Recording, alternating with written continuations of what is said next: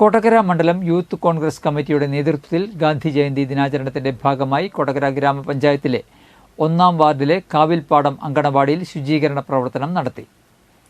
Youth Congress മണ്ഡലം president Sijo മാത്തള, block ഭാരവാഹികളായ Jomon Kannookadan, Lijo Maliyekkal, ward അംഗം പ്രനില ഗിരീശൻ, മണ്ഡലം Congress president VM Antony, Sadasivan Kuruvath, Vinayan Thottappally, Babu KA, ഡെൽജിത്ത്, ബാലൻ തയ്യിൽ എന്നിവർ നേതൃത്വം നൽകി. ഒക്ടോബർ 2 ഗാന്ധി ജയന്തി ദിനത്തിൽ കാവിൽപ്പാടം അംഗൻവാടി സേവനഭാരമാണെന്ന് നമുക്ക് യൂത്ത് കോൺഗ്രസ് പ്രവർത്തകർ കൂടി ചെയ്തു തന്നത്. നമുക്കറിയാം, ഗാന്ധിജിയുടെ മഹാത്മ്യം എല്ലാവർക്കും അറിയാവുന്നതാണ്.